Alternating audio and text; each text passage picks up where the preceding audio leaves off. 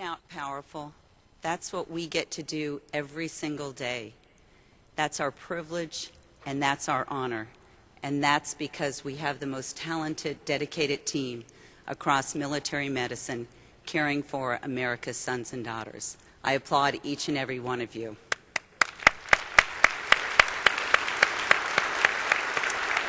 America trusts us to the well-being and the health of her sons and daughters.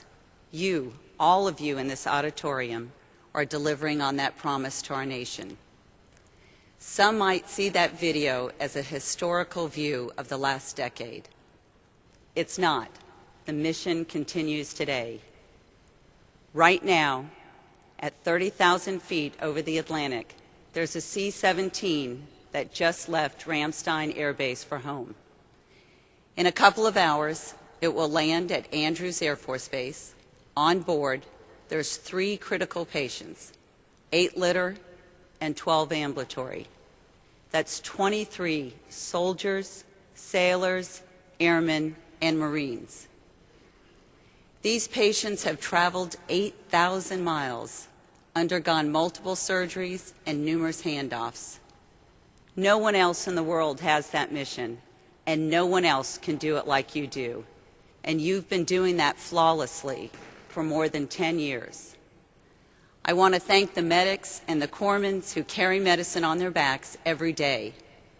I also want to thank all the medical personnel who've deployed over the last decade, and all the civilians and the military who remain behind at our military treatment facilities so that that mission continue from the point of injury all the way through.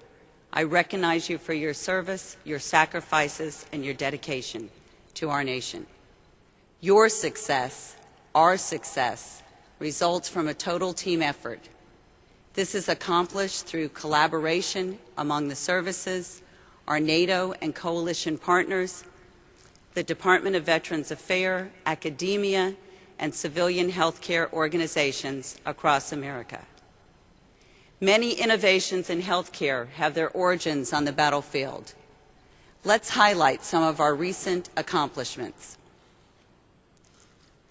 This is the survival rate for the conflict in Afghanistan. The survival rate in World War II was about 70%. In Korea and Vietnam, it rose to slightly more than 75%. Think about that.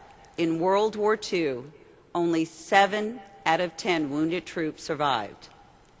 Today, not only do 9 out of 10 survive, but many are able to continue serving in our Army.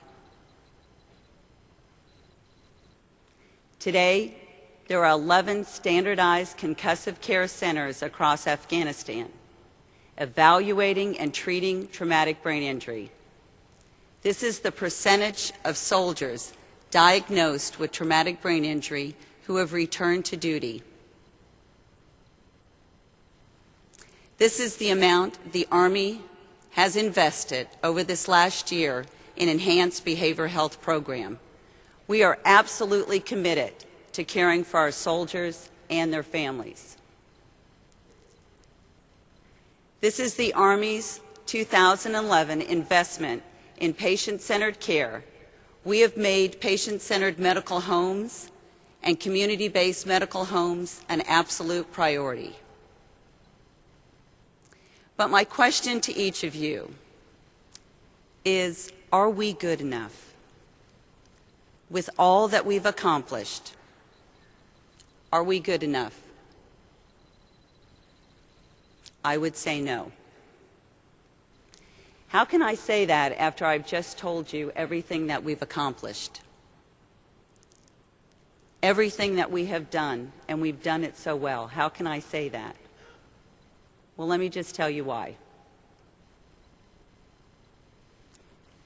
Are we good enough when more than a division of Army soldiers are medically not ready? There are about 3,000 people in the audience here today. Imagine a group 7 times that large. That's the number of soldiers who are currently medically non-deployable. That's a readiness problem. Look in front of you, look in back of you, look to the right, and look to the left. 7 times the amount of people that are in this audience. Are we good enough when last year there were 2,290 sexual assaults in the United States Army?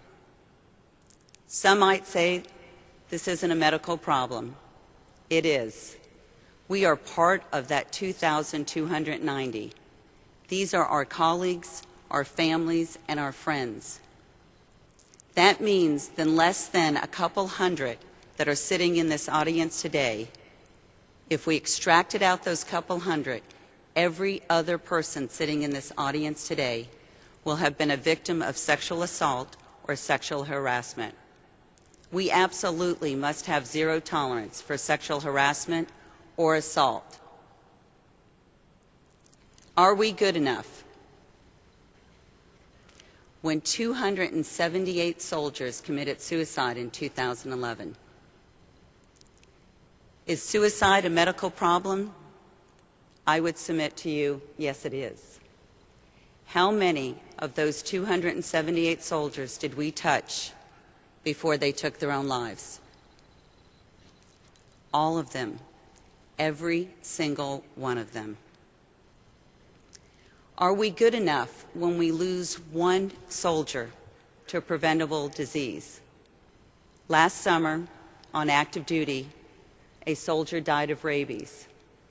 Of rabies. This is the first active duty rabies death in over 40 years. So my question to you is, are we good enough? My challenge and my personal belief is that we can be better. We absolutely must be better. How do we get better? How do we get better at health care? How do we get better at health? Dr. Atul Gawande, in his book, Better, tells us that better is possible. It does not take genius. It takes diligence. It takes moral clarity. It takes ingenuity. And above all, it takes a willingness to try. Military medicine has numerous examples of what better looks like. The Joint Theater Trauma System coordinates trauma care for our wounded warriors. Our 8,000-mile operating room stretches from Kandahar to Bagram to Landstuhl to Walter Reed National Military Medical Center at Bethesda to San Antonio Military Medical Center to the Department of Veterans Affairs and other facilities throughout the United States. It's collaborative, it's integrated, it absolutely knows no boundaries. The JTTS changed how the world infuses blood products for trauma patients. In fact, we just had a patient receive over 400 units of blood. He coded 3 times on the battlefield, and today he is recovering in Walter Reed National Military Medical Center at Bethesda. Years ago, that would be unheard of. The JTTS has led to material changes in helmets, body armor, and vehicle design. This is not a success of technology or policy. This is a success of a trauma community that expects and values active collaboration across its 8,000-mile operating room. I want to thank Dr. Woodson and my fellow colleagues and his conference planning team for moving us towards a better tomorrow by putting on this conference and selecting the theme, Healthcare to Health. Thank you, sir. Let's talk about health. Where does health happen? This white line represents a year in the life of a patient. The blue dots that you see in front of you represent 5 20-minute outpatient visits, the average number of visits per soldier per year.